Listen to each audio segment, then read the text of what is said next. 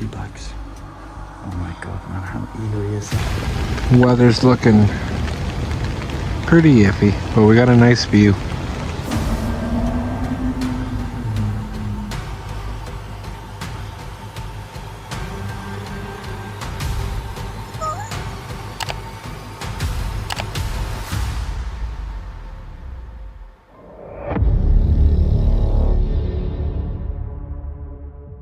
Encountering the unknown in the wilderness often begins with a heavy silence and the feeling of being watched.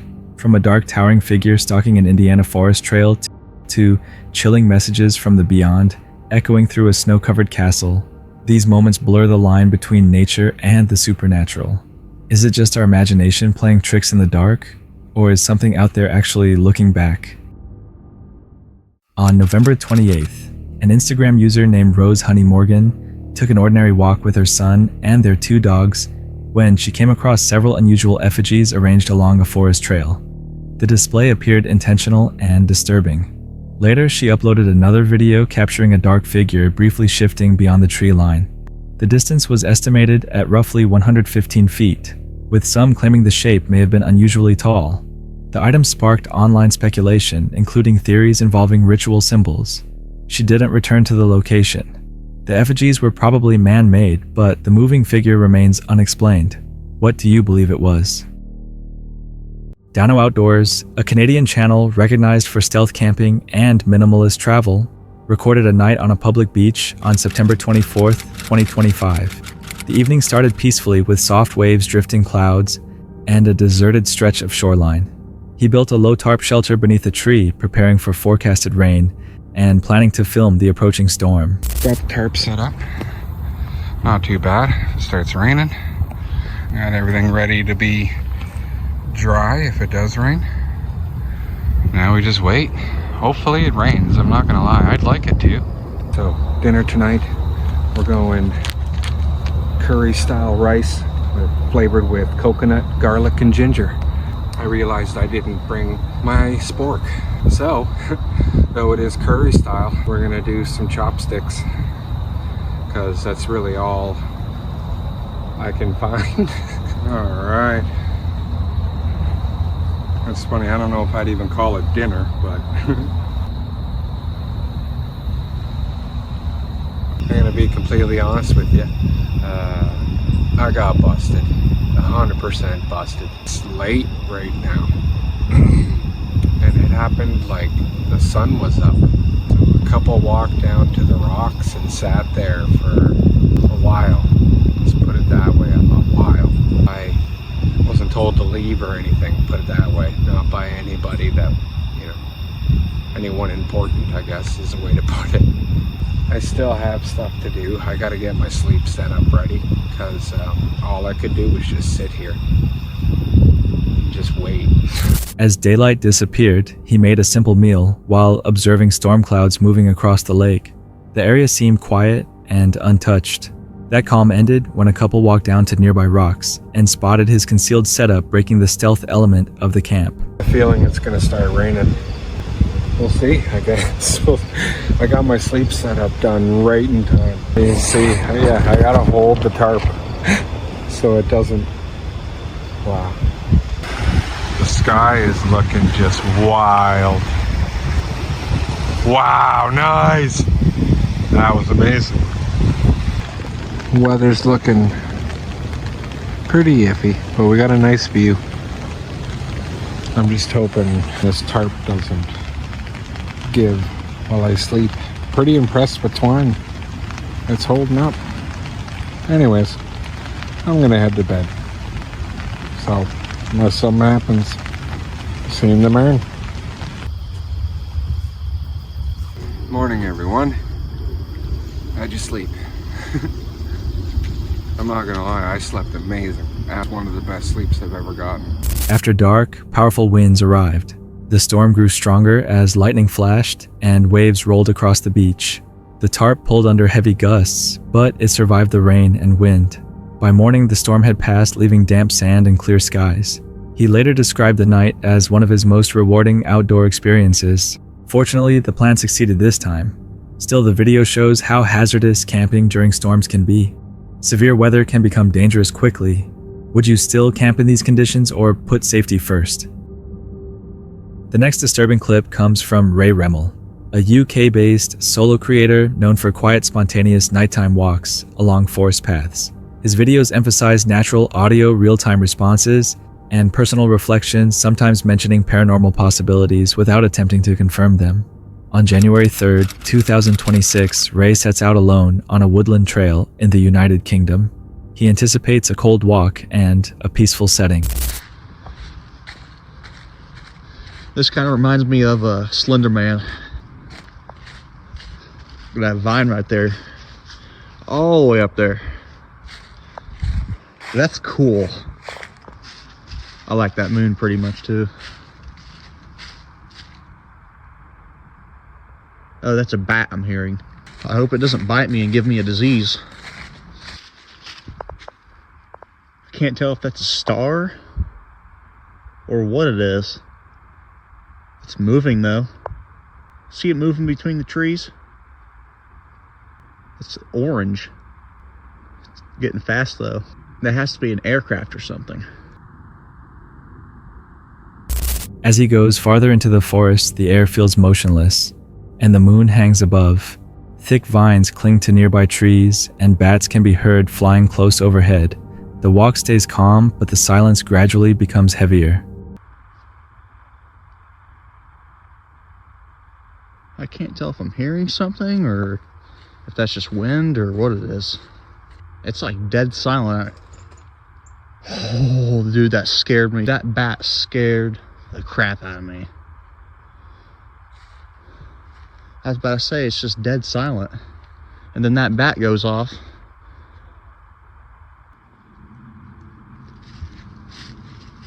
You know, I have a feeling that I should turn around, but for some reason, I'm not going to listen to it, and I'm just going to keep going.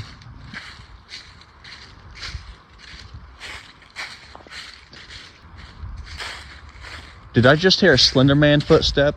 You know that real deep footstep on the Slender Man game? Bop. Like that? Dude, that moon is crazy tonight. Gotta check behind me again. Nothing there, I guess. Gotta check up in the trees too, make sure there's nothing gonna jump on you. Dude, this trail is going on forever. It probably just turned into an infinite loop. There's no escape now. I'm stuck here forever. I swear that's what it feels like. As the night goes on, the woods grow strangely still. A sudden motion nearby abruptly breaks the calm, creating the most intense moment of the walk. Later, a low sound echoes through the trees, similar to heavy footsteps. Ray briefly stops and looks around, growing more careful as the trail seems to take longer than expected. Eventually, he reaches the road and leaves the forest without harm. The video ends without a clear event, but the tension remains. Nothing obvious occurs, yet darkness and isolation can change how sounds are perceived. Was it only wildlife and nerves, or did the surroundings make ordinary noises feel dangerous? What would you have done in that situation? What started as an ordinary camping trip quickly became a life-threatening night. Late in the evening, a powerful storm struck the campsite without warning. Strong winds intensified rapidly, trees began snapping, and disorder spread through the area. Massive trees collapsed around them, trapping 2 vehicles deep in the forest with no visible way out. Visibility dropped as branches and debris flew through the air, forcing everyone to remain inside their cars.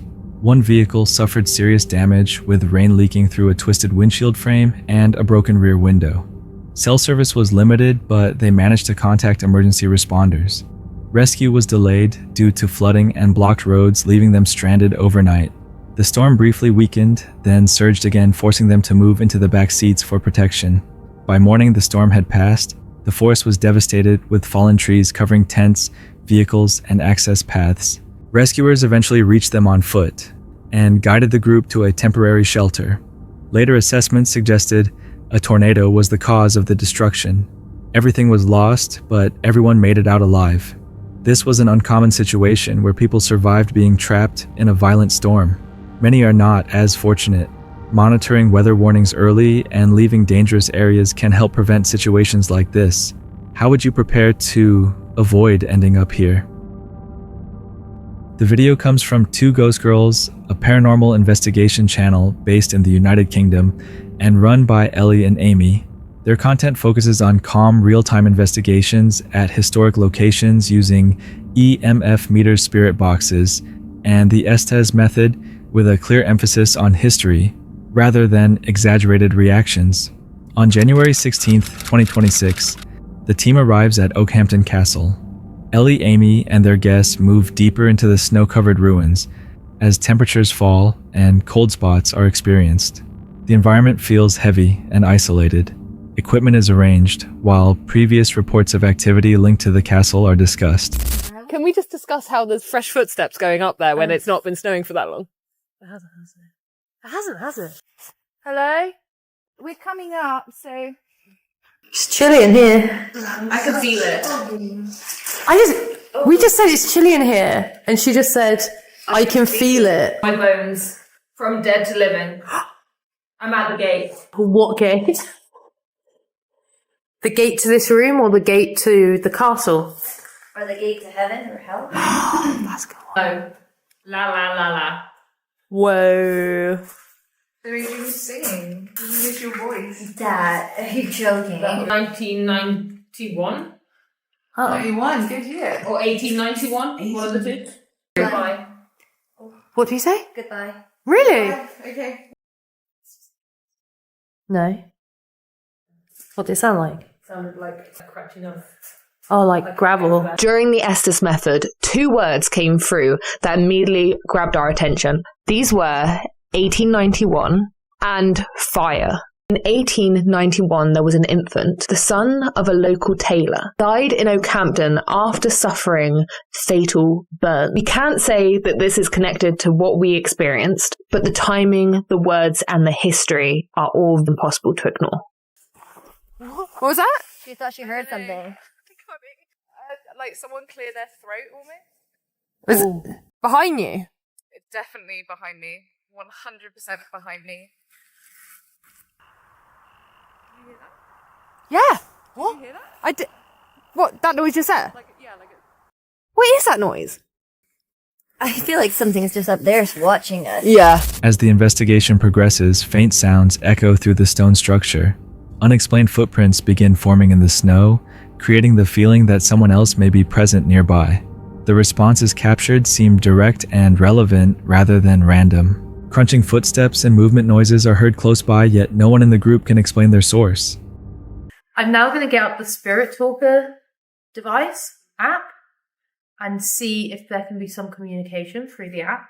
If you want to make any noises in this room with us, show us dancing. Can we just check if there's someone over there? Yeah. 100%. What did it sound like? You know what? It's crazy. It's currently tracking a face in the corner there, but there's no one there. I feel like I feel like someone just went through here. There's weird ass footprints. Tiny baby footprints, like kids' footprints. We've been here since it's been snowing. Look at these baby footprints. They don't even look human. Oh my god, guys, they look barefoot. I'm not shut. They are barefoot. Like, what is that? That's like a baby ass footprint. Is us standing making you nervous? Do you want us to leave? Ouch! They've asked us, they said to leave this place and out now, so I feel like we should... A Spirit Talker application appears to register a face in an empty corner of the room. Small footprints similar to those of a child are later discovered in the snow, despite no other people being around. Messages are then received telling the group to leave, repeating several times, and shifting the atmosphere from curiosity to urgency. A ritual challenge associated with Lady Howard of Dartmoor is attempted shortly afterward. The setting becomes unnaturally quiet and tense. They're going to both take a blade of grass, hold it in their right hand, say a little piece, pop it on the floor in front of them, and then they have a chant that they need to repeat 3 times to summon Lady Howard to this area. Lady Howard of Dartmoor, bound to stone, bound to night, we stand in your shadow, not to mock, but to witness. Well, we respectfully, leave you alone. we'll leave you alone, and we thank you for your time, but you are not allowed to come home with us. As the investigation comes to an end, the escalation is clear from cold spots and EMF activity to intelligent responses, unexplained sounds, and physical marks left in the snow. Respecting the messages, the group formally closes the session, stating that nothing is permitted to follow them home. The night leaves the sense that something within Okehampton Castle was aware of their presence and wanted them gone. The investigators do not present any conclusions or theories about what occurred. The footage simply shows what was captured. Based on what you saw, do you have a logical explanation for these events? The video comes from Black Craig, a channel based in the United Kingdom, known for nighttime hikes in remote parts of the Lake District. On January 8th, 2024, the walk quickly becomes tense as dense fog reduces visibility and sharp snapping sounds are heard close by. Unidentified noises carry through the darkness, creating an immediate sense that something is off. We're going to head up onto the top and round and back into a bit of a creepy valley, actually. There's a barn stroke cabin in the woods down there. Quite scary, so we're going to check that out. And yeah, see what we can see. Yeah, we just heard voices coming from somewhere over there in the blackness of space. So we just kind of turned our lights out to see if we can hear anything. It stopped. So I think we've got about 200 or so meters left until we get to the top. I don't know if that's coming through, that on the sound, but there's owls everywhere.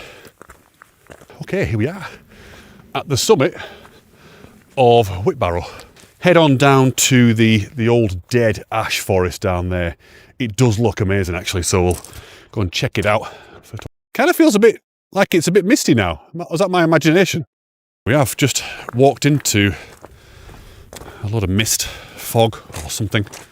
Okay, this is one of the dead ash. We haven't actually gone over to that ash forest because there's like a big drop. We'd have to climb down to get to it. We'd actually miss the proper way on to where they are further back up. But there's a few here anyway, so you can see what they're like. The path gets a little bit weird here, kind of bends round to the left. Sort of a bit faint as well. And then we've got this escarpment here of limestone. Hopefully you can see that. Yeah, not far from the next wall now. And at that wall, go over the stile, go left, and then head down towards the cabin. So I didn't realise this. I heard one branch snap. Josh has told me now that he heard another one. So Aware that an old cabin is somewhere ahead, every step is taken carefully. Limestone cliffs briefly emerge through the fog, but the route remains difficult to follow. At one moment, distant voices travel across the valley. The hikers stop and switch off their lights, yet the sounds disappear without explanation. okay, I think we're just approaching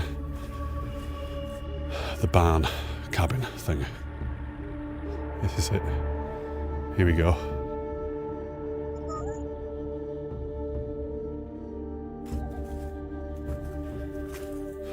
God, it's just a shame it's so hard to walk around here.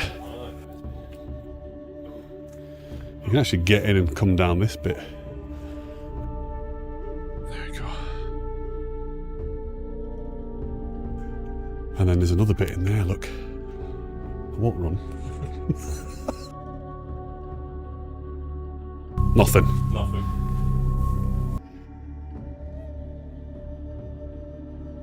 I think we need to go back that way. I don't think you can get... don't want to be crawling down that, no. You have to go back that other way. Yeah.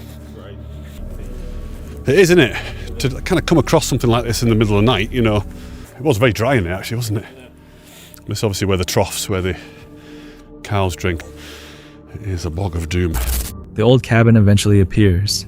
Its log-style construction feels out of place in the surrounding boggy clearing. Fog and low light give the structure an unsettling presence. Inside the cabin is empty and dry, providing short-term shelter. Outside the bog restricts movement and heightens the feeling of isolation. You smell weed? If I can smell weed, it means there's humans around.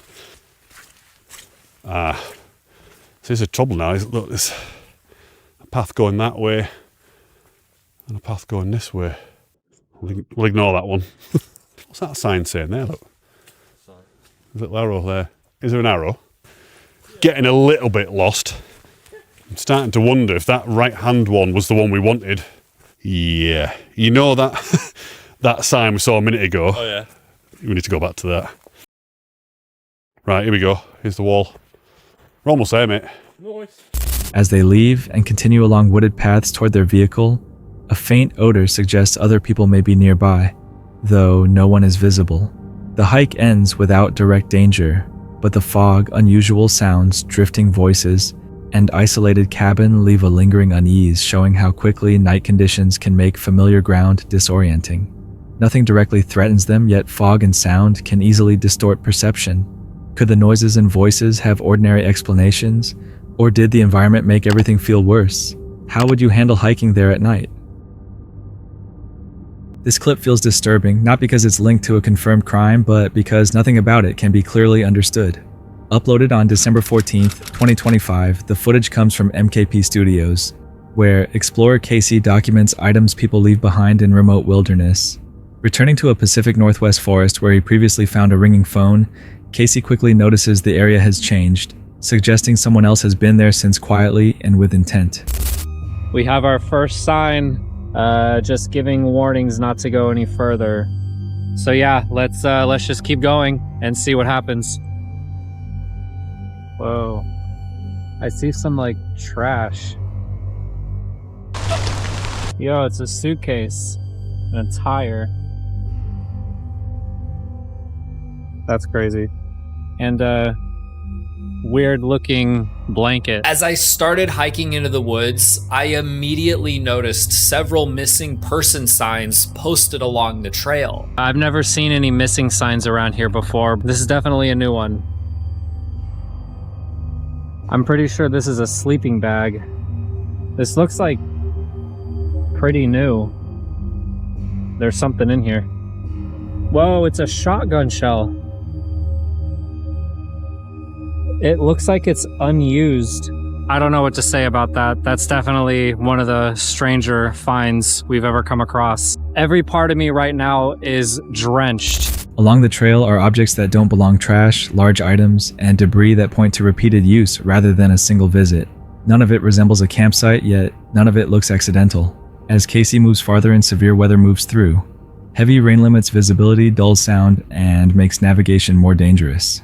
Deeper in, he comes across missing person signs posted far beyond where they would normally be placed.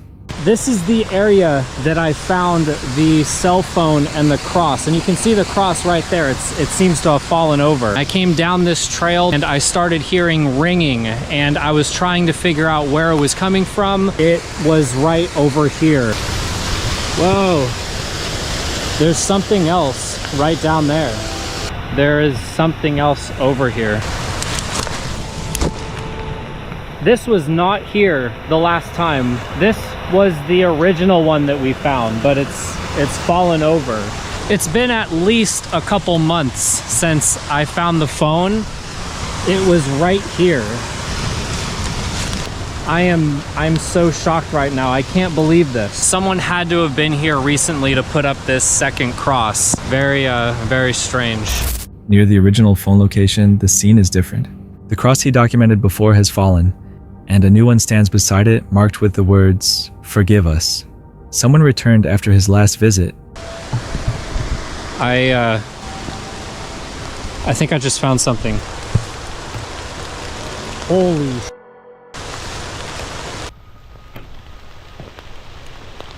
What? This entire area is covered in these weird stick figures hanging from this tree. There's another one hanging right next to it. I just found two more. Holy sh**. So there's that one down there. There's another one hanging right below it. And then there's this. I'm getting a bad feeling about this. I am soaking wet right now. We are deep in the woods, and there's no reason why these should just be hanging here. The whole area felt like I'd wandered into some kind of ritual site. And as strange as it sounds, so after a few moments to collect myself, I decided to push on.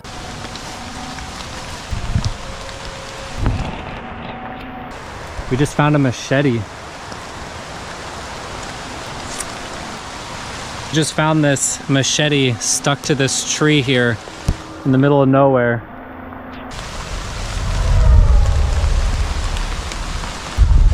What was that? A drone, maybe? That was really loud. I swore I heard singing coming from nearby. Like different pitches. There's something in here. It's like a little Ziploc container with duct tape around it.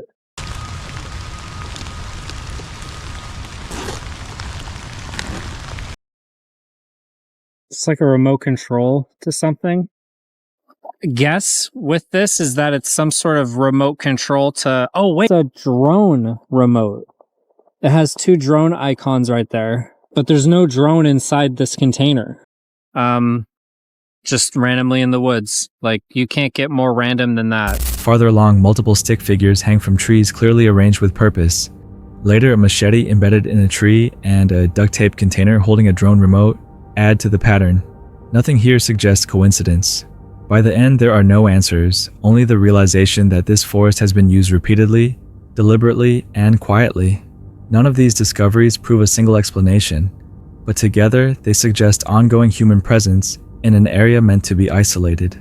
When remote places show signs of planning and repeated visits, how do you know when curiosity turns into real danger? In mid-June, an Instagram user called Palmy Dylan posted footage from a late-night drive across the Australian outback. On a deserted, unlit road, his headlights exposed a strange figure ahead, instantly transforming a routine drive into a deeply unsettling moment.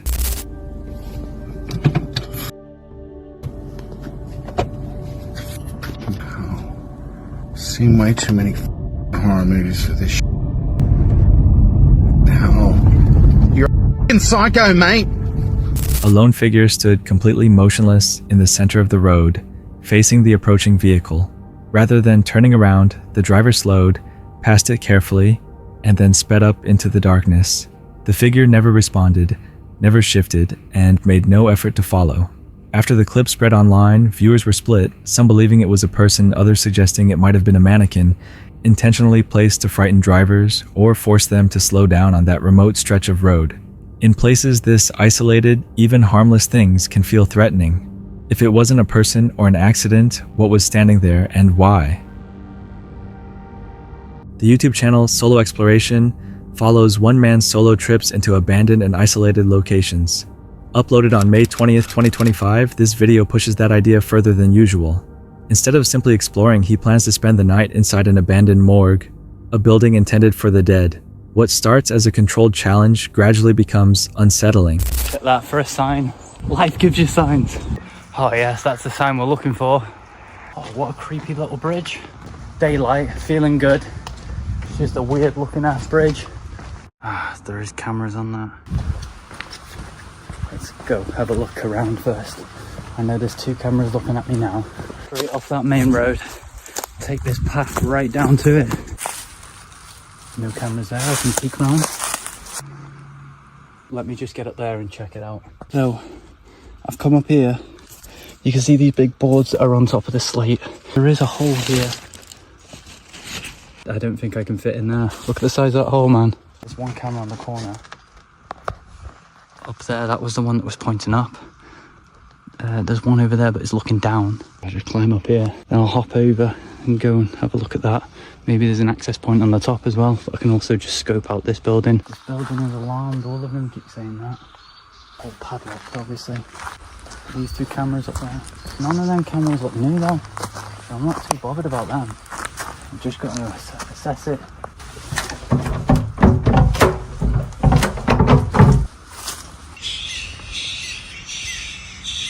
I'm going to get my jacket on. I'm going to leave this here. I'm going to grab a head torch out. And I'm going to drop in. We're going to explore it no matter what. The drive passes through empty countryside marked only by rusted signs and the remains of a long-abandoned hospital complex.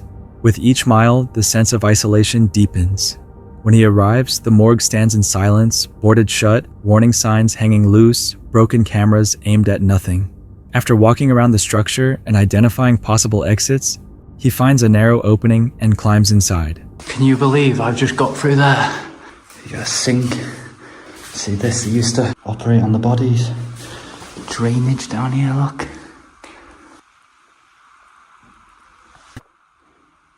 Electrics. Phone there. The body bags.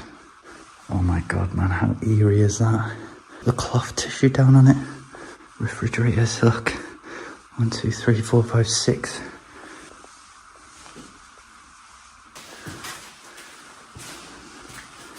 Chair.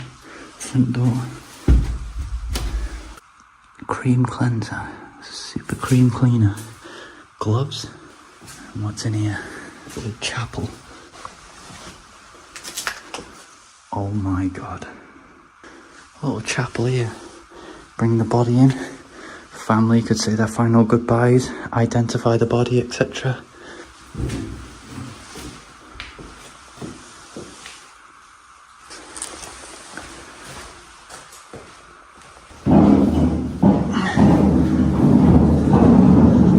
Oh yeah, we'll just fall off.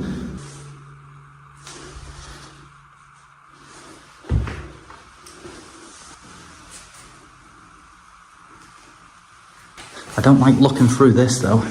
I feel more comfort in here where they used to work on the bodies than with that refrigerator.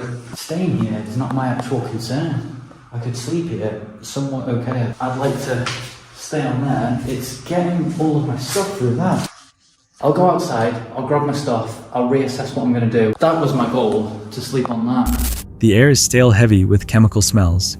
Inside, stainless steel tables, body trays, and medical equipment remain untouched, as if time simply froze. A small connected chapel is still intact, quiet, and disturbing in its stillness.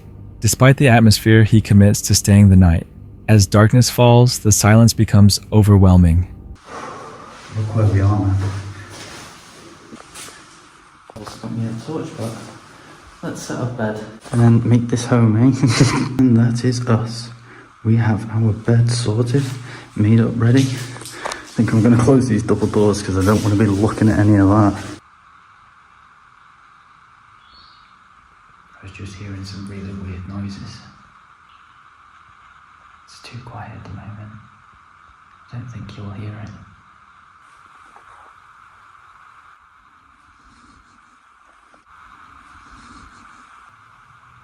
Is there anybody here with me? If there's somebody here, can you make some noise? This is where they used to work on the bodies with the autopsy, identification, forensics. Oh, good morning. I woke up a few times and I struggled to get sleep, but once I was asleep I was alright. Now I need to start getting all of this packed away and thrown out there one by one. Goodbye, morgue. I didn't want to mention it in there in case I riled up any of the ghosts or spirits or anything like that, but there was a constant tapping. It sounded like the whole building was just tapping. When I was sleeping on my side, I felt like there was a pressure on my leg. My torso just had this cold sensation go through it from the back to the front. There was lots and lots of noises and stuff. I was just hearing loads of mad ticking noises, tapping noises. Faint taps and distant clicking sounds begin to appear difficult to trace or explain. Sleep comes only in short stretches. By morning he leaves without physical harm, but shaken later, recalling repeated tapping sounds and an unexplained pressure he felt throughout the night. What makes this experience disturbing isn't sudden movement or visible danger, but lingering silence, unfamiliar noises, and the mental strain of isolation in a place tied to death. When subtle sensations remain without clear explanation, how do we separate natural causes from something reacting to our presence? On a quiet evening in September 2025, a TikTok creator known as Fresh Guy M1 was at home in Calgary, Alberta, casually looking out his window when he noticed something he couldn't explain. As he started recording, the situation became impossible to ignore.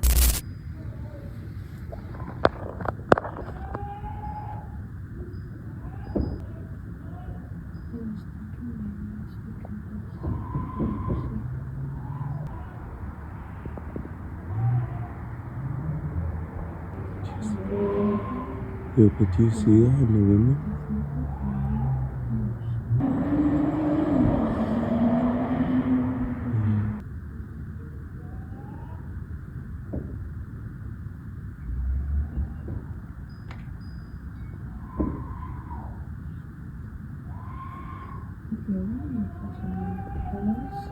Inside the house, a figure dressed completely in black moved slowly and with intent.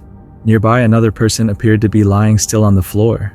The longer he filmed, the more disturbing it felt, especially when loud, agonized screams echoed from inside the home, cutting through the otherwise silent neighborhood. Viewers quickly speculated.